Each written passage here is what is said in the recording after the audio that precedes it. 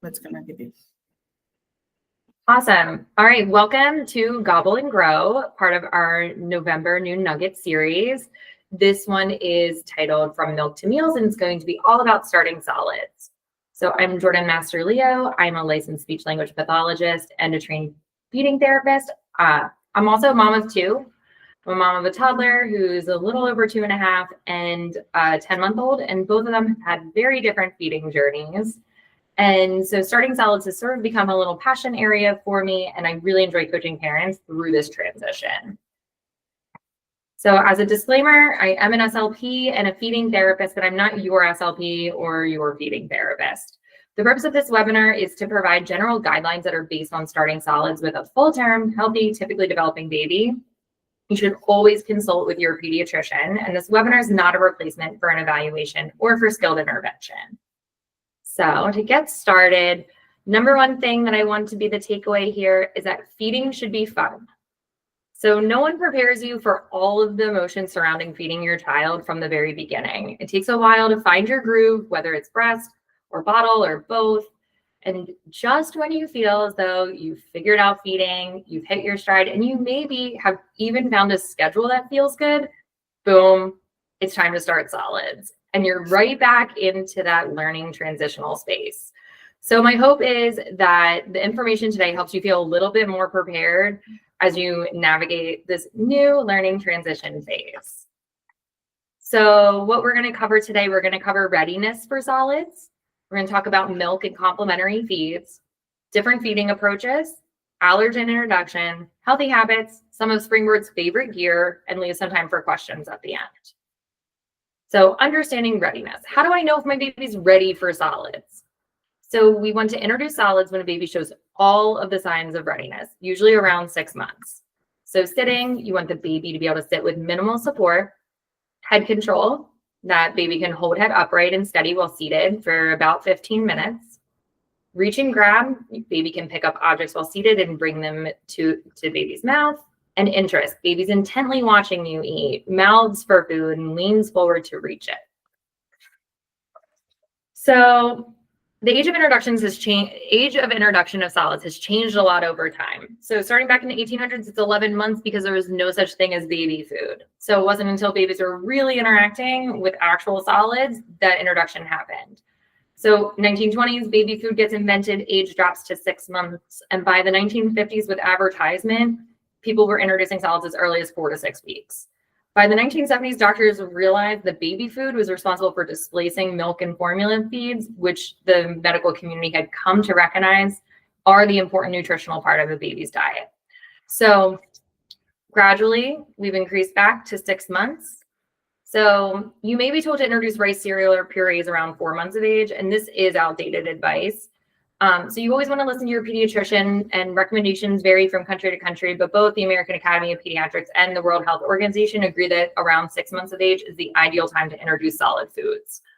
So that 4-month recommendation, it comes from a good place. It's based upon the idea that early allergen introduction is really important, and it is, but 6 months is still considered early for allergen exposure, but we're going to talk about that more later as we talk about introducing those allergens. So understanding readiness. If a baby cannot sit without a little support from you, wait a week or two to introduce solids, including purees. At a minimum, a baby should be able to sit completely upright in a high chair or on your lap and keep their head upright. If your baby needs to be reclined to be stable, they're not ready yet.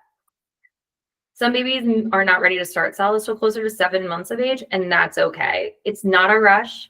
I like to say they will have their whole life to enjoy solids and to share meals with you.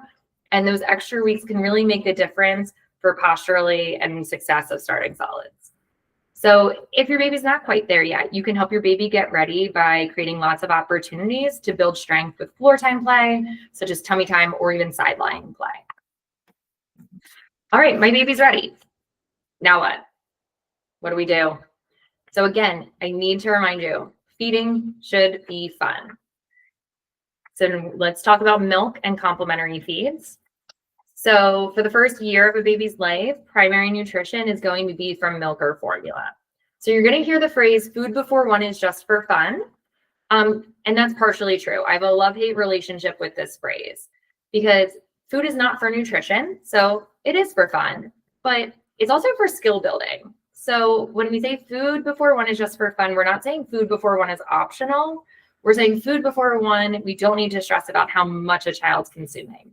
For that skill building, we're working on fine motor. We're working on going from a fist grab to pincer grasp, bringing food to mouth, that coordination. We're thinking about oral motor, our ability to use our tongue to lateralize food and control a bolus prior to swallowing. We're talking about swallow maturation. So babies naturally have a tongue thrust swallow, and we're looking to reverse that swallow. And that happens over time with exposure to solids. And we're also looking at sensory exploration. We need to expose babies to a variety of textures, temperatures, consistencies. So food before one is just for fun, and it should be fun, as I've been reminding you, but it's not optional. It's not just extra. It's definitely needed. And so we're going to review how to best go about that.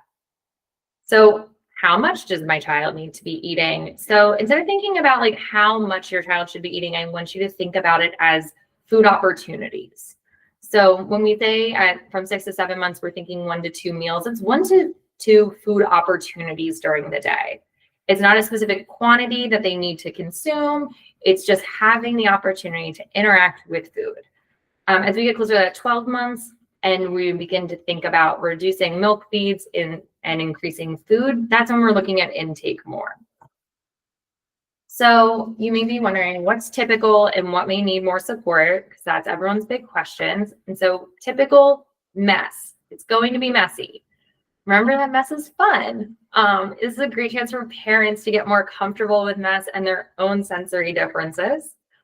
What is also typical is gagging. So this is a big one that causes a lot of stress for parents. Gagging is normal. It's a protective reflex that keeps food from going into their lungs, so prevents aspiration. Babies will even throw up to be able to clear their airway. So I always tell parents it's normal, and you can tell it's normal because usually immediately upon gagging and even throwing up, a baby will try to pick up the same food and eat it again. To them, it is not an aversive experience. It's just part of the process. What's also typical is exploration without tasting. So they can explore with their hands, rub it in their hair, throw it on the ground to the dog. All of that exploration is typical. Grimacing is also typical. So when they're putting food into their mouth and making a face that may look like they don't like the food, that's part of the exploration.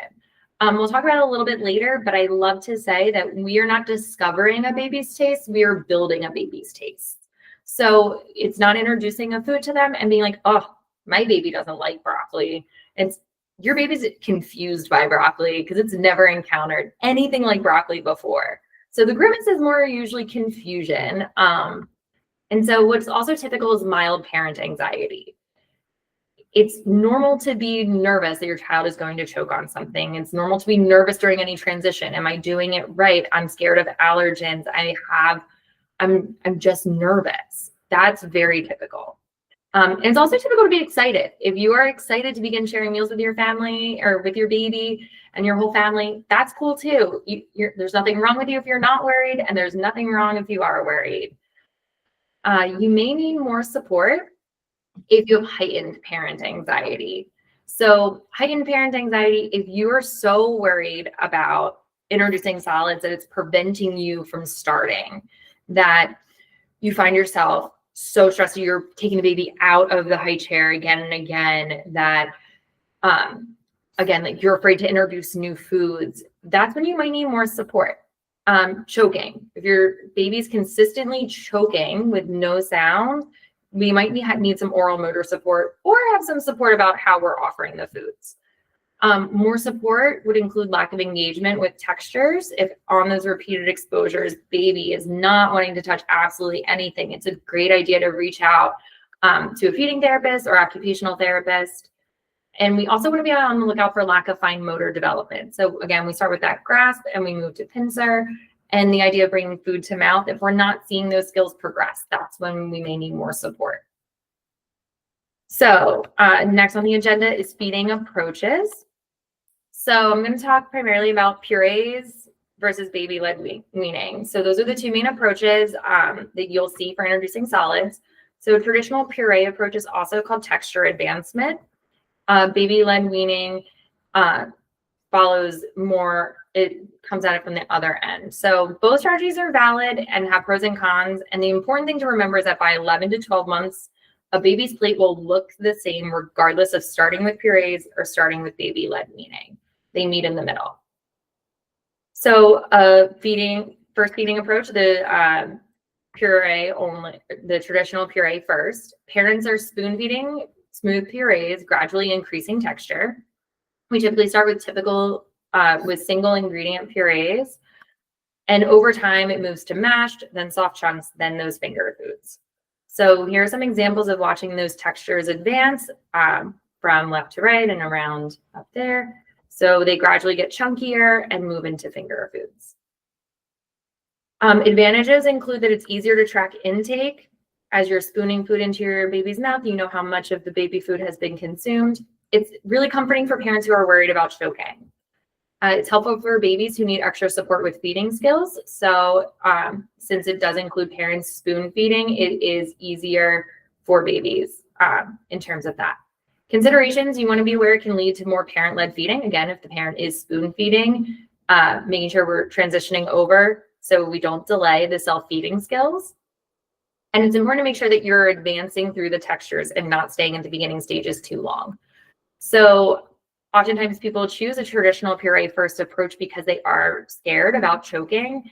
And that can also lead to us getting stuck at that super pureed level and not moving to the chunks and finger foods.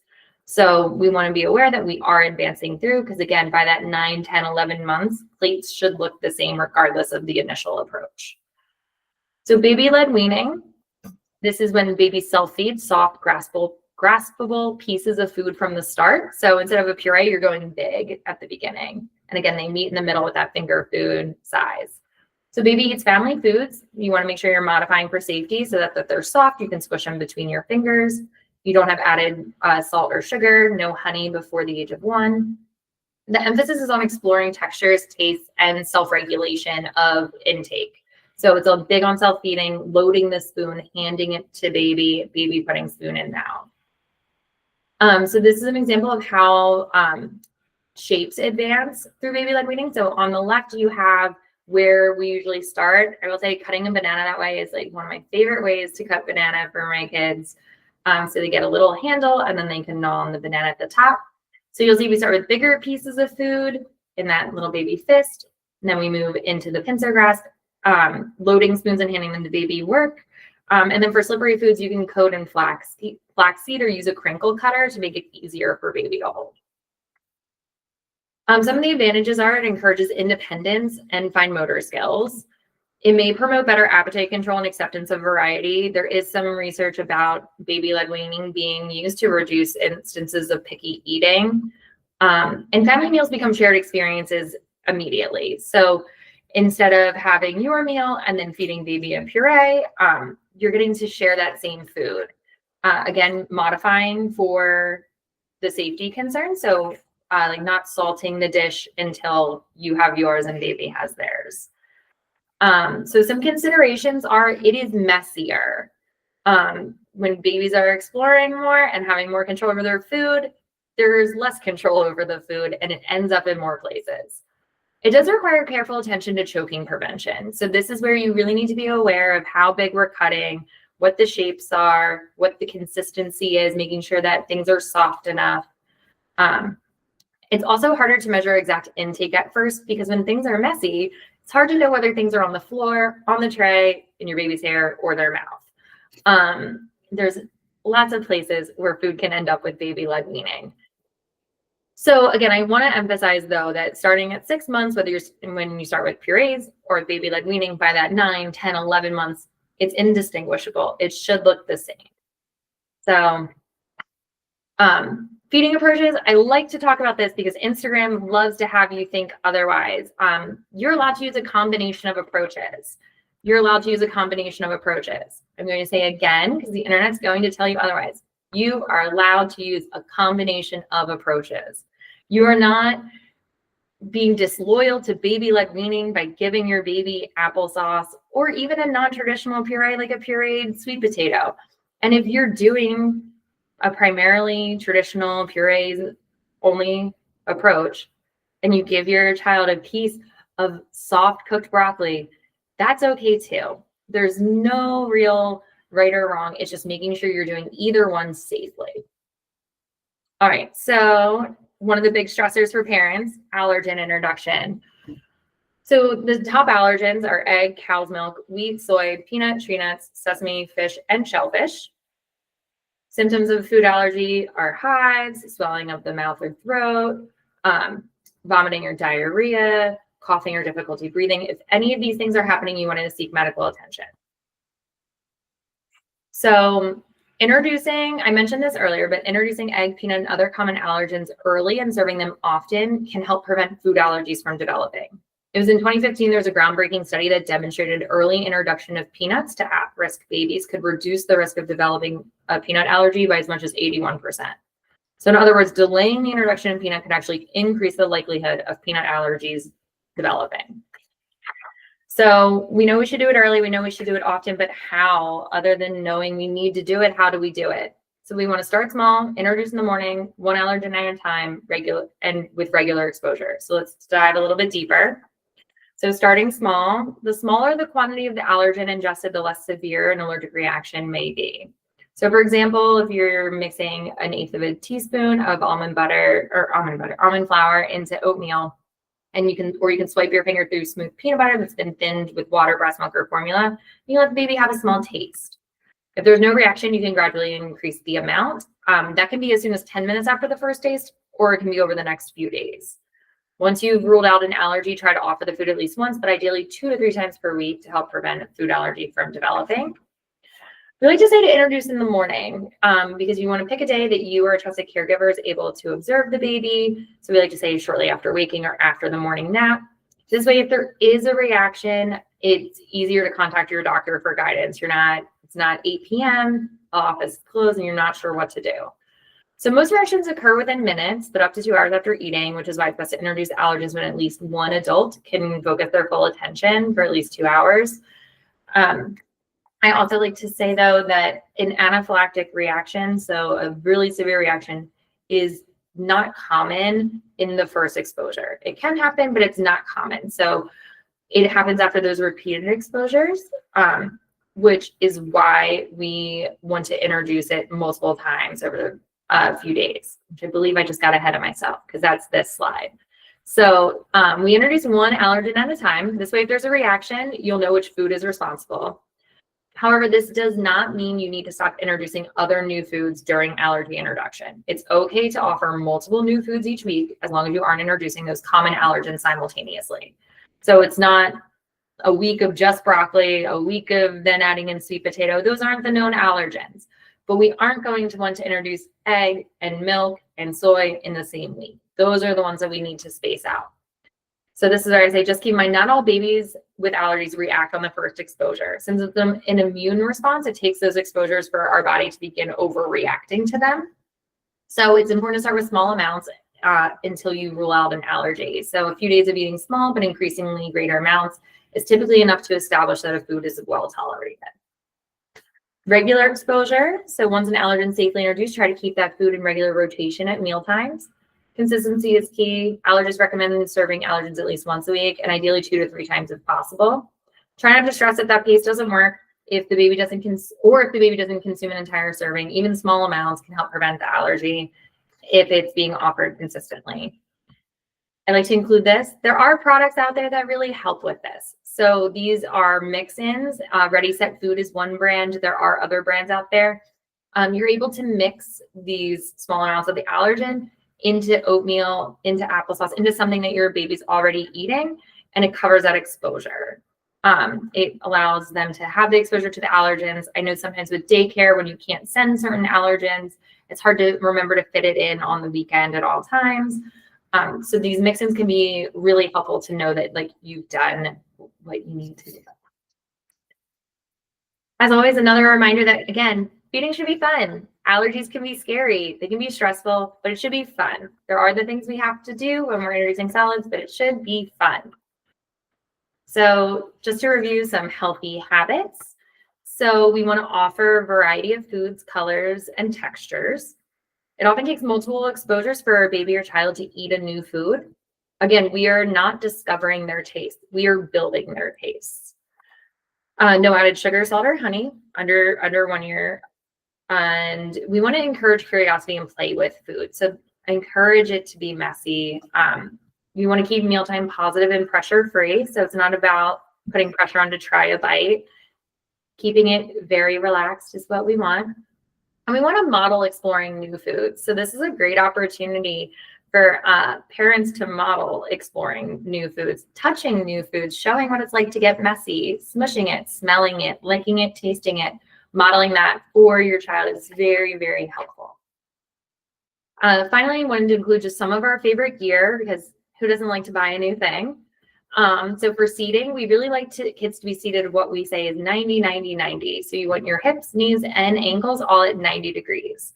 So in order to do that, you need foot support. So a lot of high chairs have feet dangling, and that's not ideal, especially when we're talking about having the support to be able to use our protective gag reflex. Having foot support is really important for that whole postural support to get out food. We want it to be safe, so we want to make sure our babies are clipped in, that they're not escaping and falling. Falling from high chairs is dangerous. And ideally, this is more of speech therapists and feeding therapists preferred at the table. So our favorite high chairs include ones that don't need a tray. So this is the Trip Trot chair. It's actually able to be adjusted as a child grows. You can take off the holder, I guess the infant holder, the harness, girdle, I don't even know. You can take it off and it can become a chair. We have adults here that sit in it just while working. And what's great is it does have a tray that you can put on, but you can also take it off and bring baby right up to the table from the beginning. So they're eating off the same table as everyone else. Mockingjay came out with one that's very similar. It has that adjustable foot support. So those are things you want to look for, 90, 90, 90. And in order to do that, you're going to need an adjustable foot support. We want it to be safe, and we want them to be at the table if possible. For our other favorite feeding gear and accessories, you can go to this tiny URL or just go to Springboard's website. We have a bunch of different spoons, cups, we have bibs, bowls, plates. There's some of our favorite gear. And that brings us to the end. And so we're going to wrap up the recording. I guess before we wrap